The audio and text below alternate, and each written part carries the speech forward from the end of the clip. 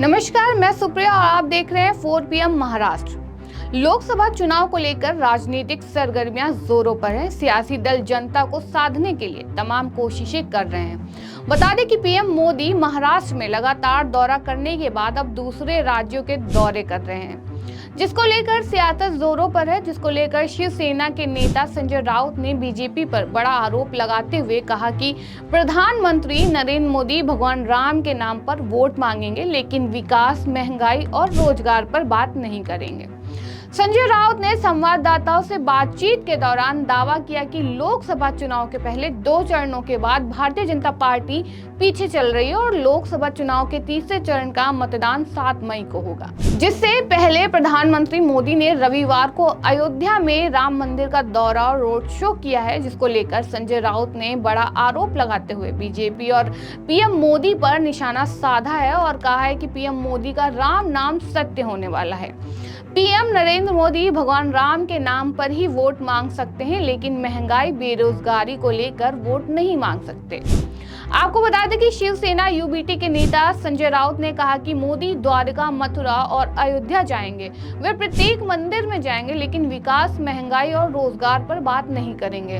वे इस बारे में बात नहीं करेंगे कि 2019 में पुलवामा हमला क्यों हुआ और उन्होंने जम्मू कश्मीर के पुंछ जिले के वायुसेना के काफिले पर हुए हमले को लेकर प्रधानमंत्री पर निशाना साधते हुए कहा कि कल दिन दहाड़े हमारे जवानों पर हमला कर उन्हें मार डाला गया।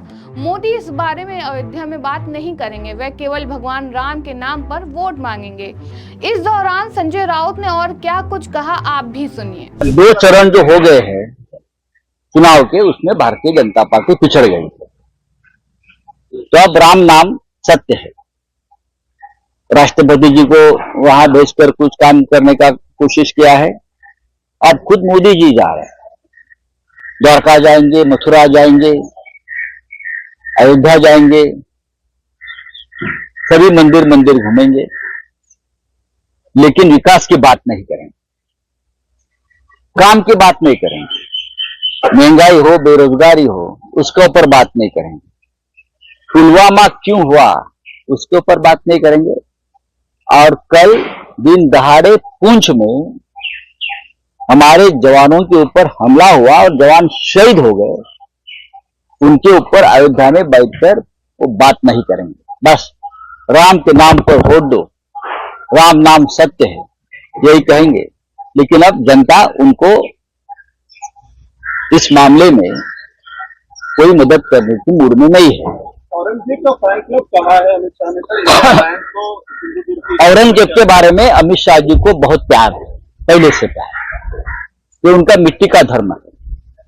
महाराष्ट्र में छत्रपति शिवाजी महाराज का जन्म हुआ है, इसलिए हमको छत्रपति शिवाजी महाराज से आदर, प्यार सब कुछ है, प्रेरणा है। लेकिन मैं बार बार देख रहा हूं अमित शाह जी और मोदी जी औरंगजेब की जप कर रहे हैं।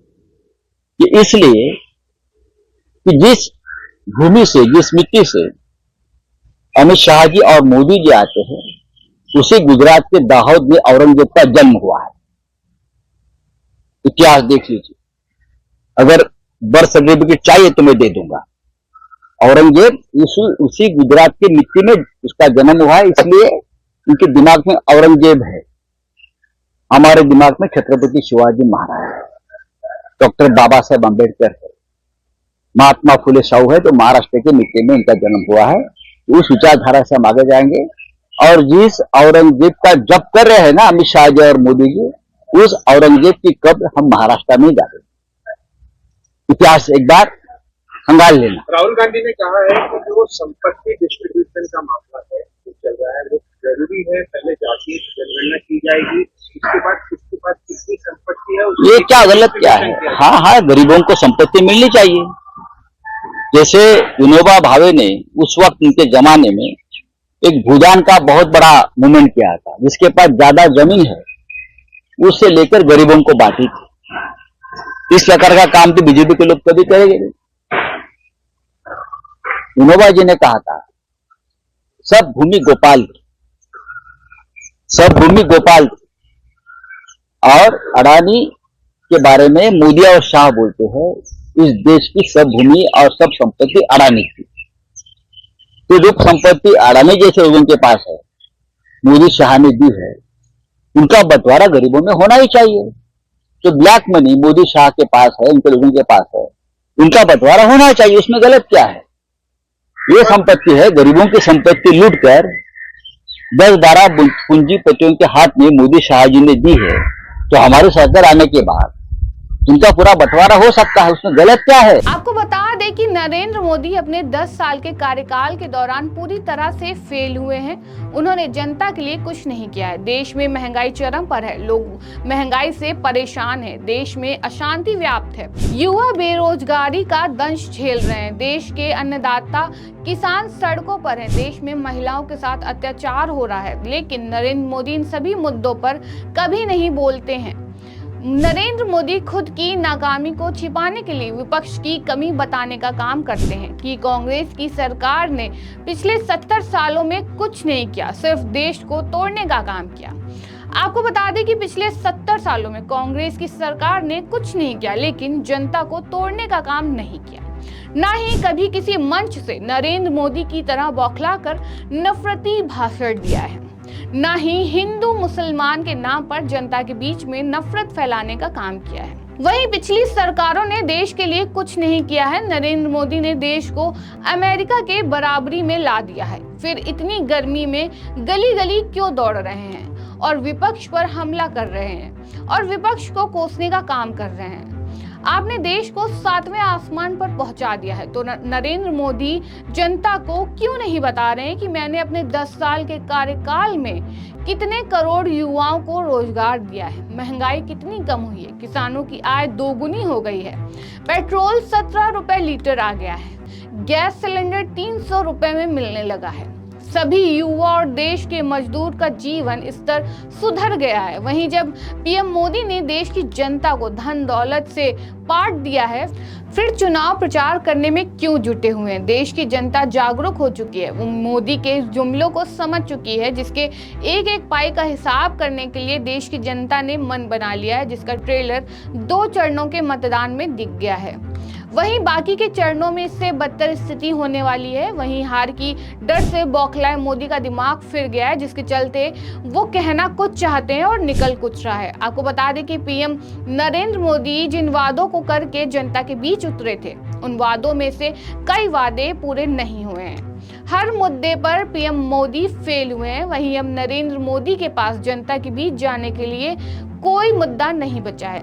देश की जनता का रुपया खुद पर लुटा रहे हैं। जिन रुपयों से देश की जनता का विकास करना था, उन रुपयों को अपने कुछ खास लोगों को दे दिया और उनसे चुनावी चंदा लिया। कोरोना काल के समय जो वैक्सीन लगवाकर मोदी ने कीर्तिमान स्थापित किया, उसका भी खुलासा हो गया है कि बिना प्रमाणित वैक्सीन मोदी ने देश की जनता को लगवा दिया, जिससे तमाम प्रकार की बीमारियों ने जन्म लिया है और लोगों की असमय मौत होने लगी है, जिसको देखते हुए जनता के मन में जो भ्रम था वैक्सीन को लेकर, वह सब साफ हो गया है। जिसके बाद जनता ने बदलाव का मन बना लिया है और 2 चरणों में पीएम मोदी को उनके करारी हार की झलक दिखाई दी गई है, जिसके बाद से मोदी रोज अपना बयान बदलते चले आए हैं और वे अपने पद की गरिमा को इस कदर भूल बैठे हैं कि महिलाओं के मंगलसूत्र तक आ गए हैं। वहीं सच ही कहा गया है कि जिसके आगे पीछे कोई नहीं होता है, वह किसी दूसरे के दर्द को महसूस नहीं कर सकता। आज देश की जनता किस कठिनाई से गुजर रही है, इसका अंदाजा लगा पाना बहुत मुश्किल है। वहीं पीएम मोदी के इन सभी जुमलों का जनता कैसे जवाब देती है, ये आने वाला 4 जून तय करेगा। इस खबर में फिलहाल इतना ही। ऐसी ही तमाम राजनीतिक खबरों के लिए बने रहिए और देखते रहिए 4 PM महाराष्ट्र। धन्यवाद।